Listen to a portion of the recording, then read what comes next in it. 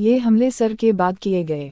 اقوام متحدہ کا حوالہ غزہ کی پٹی پر فضائی حملے، اجتماعی سزا اور مطالبہ جنگ بندی کے لیے۔ اسرائیلی حکام ان کے استعفے کا مطالبہ کیا۔ اسرائیلی فوج کا کہنا ہے کہ بدھ کو کہ اس نے بمباری کی تھی۔ حماس کا موقف، وسیع پیمانے پر غزہ پر حملے اور جوابی کارروائی، شام سے راکٹ حملے، گھنٹے۔ اقوام متحدہ کے سیکریٹری کے بعد جنرل نے جنگ بندی کا مطالبہ کیا۔ انتونیو گوتریس، وزیر خارجہ اقوام متحدہ کے جنرل، منگل کو اسرائیل کا حوالہ دیا گیا۔ غزہ کی پٹی پر فضائی حملے، اجتماعی سزا، فلسطینیوں اور جنگ بندی کا مطالبہ آگ جو اسرائیل اور امریکہ نے لگائی، ریاستوں نے فوری طور پر مسترد کر دیا۔ اسرائیلی عہدیداروں نے مسٹر گوتریس سے مطالبہ کیا کہ مستعفی ہو جاؤ اور ملک کے غیر ملکی وزیر اور ان کے اہل خانہ یرغمالیوں کی منصوبہ بندی منسوخ اس کے ساتھ ملاقاتیں۔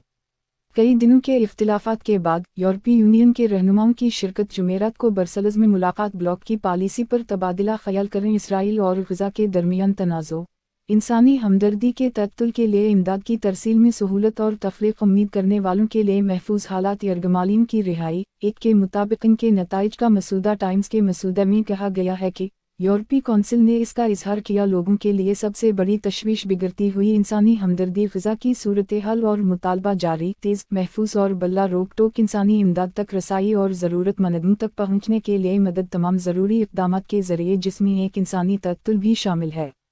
حسن نصر اللہ، سیکریٹری حزب اللہ، ایران کے جنرل، حمایت یافتہ عسکریت پسند گروہ اور سیاسی لیبنان میں پارٹی عہدیداروں سے ملاقات۔ حماس اور اسلامی جہاد سے حزب اللہ کے مطابق بیروت میڈیا آفس۔